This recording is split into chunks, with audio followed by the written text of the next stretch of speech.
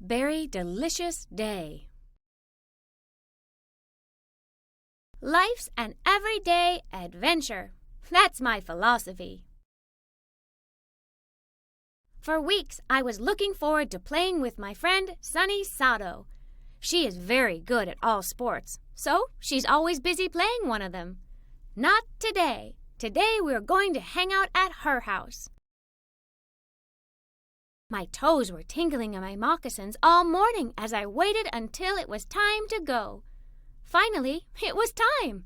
Just as I was about to hop into the car, the phone rang. It was Sunny. She asked me if I could bring some special things over today.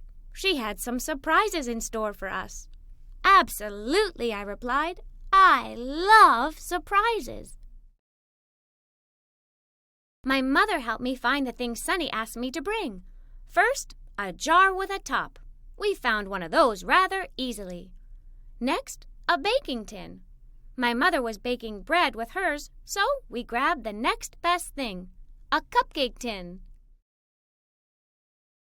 Last, a storage container with a lid. Now we were on a mission. We had to eat the last of our pudding and clean the container. Not a problem. Then, off to Sunny's house. When we arrived at Sunny's house, we were greeted with hugs and lots of licks. The Satos have 3 of the fluffiest little white dogs in the world. Did you bring your stuff? Sunny asked with excitement.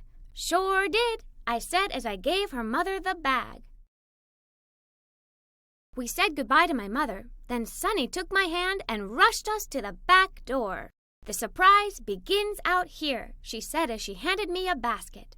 We stepped outside and saw Mr. Sato in their big, bushy garden. He turned and said with a smile, "Hello, Molly. Come on out. We have lots of berries to pick."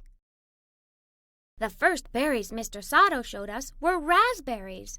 The long line of vines with juicy red berries, which I learned were called canes, grew along the fence of the garden. We plucked all of the ripe ones and put them in our baskets. At least the ones that didn't fit in our mouths. Next, Mr. Sato took us to the blueberry bushes in the center of the garden. These hardly look like bushes. They look more like little trees. We gathered as many blueberries as we could. Some for me, some for my basket, Sunny and I kept singing as we skipped around the blueberry bushes. We were starting to get very full and seriously silly from all of the sweet berries.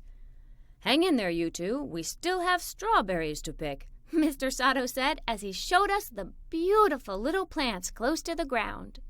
This strawberry patch was filled with the best strawberries I ever tasted.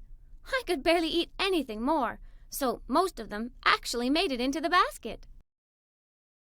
Mr. Sato took us inside to wash our hands and the berries. As he and Mrs. Sato put aprons on us, he said, "Now, little ladies, we're going to cook some of those beautiful berries you picked and make some mixed berry jam." I told the Satos that jam was my father's favorite thing to put on his toast in the morning. "He will love this," Sunny said as we each put some clean berries in a bowl. Then they asked us to squish the berries with our hands. It was awesome. Finally, we put the squished berries in a pot and Mrs. Sato cooked them with sugar until they boiled. The jam was too hot to put into our jars, so we let it cool down and moved on to baking with berries. Berries are juicy, so it's not easy to keep them whole when baking. Sunny's mother had a fantastic way of dealing with this. She told us her secret. First, you wash and dry the berries. Then you toss them in flour. This way, the berries stay put as they bake. I thought we'd make a blueberry cake, but since you brought a cupcake tin, I changed my mind.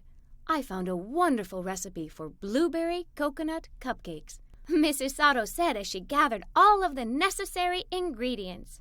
We measured, we mixed, we poured. Flour went flying as we worked. We put the fantastic-looking cupcakes into the oven. As they baked, we prepared the last of the berries for freezing. Freezing? Why would you freeze berries? I asked. Mrs. Sato said that there are many uses for frozen berries, but best of all, they're great for smoothies. We washed the last of the berries and put them on an oven tray. We didn't put them in the oven, though. We put them in the freezer. Sunny told me that it is best to freeze berries separated like this, or they get all mushed together. Once they were actually frozen, we would put them in the storage container and they wouldn't stick together like a big frozen berry ball. Mrs. Sato made us amazing smoothies as we chatted. The playdate was over, but the adventures were not. Sunny's father surprised me and gave me 3 plants: a small strawberry plant, a slightly taller raspberry bush, and an even bigger blueberry bush.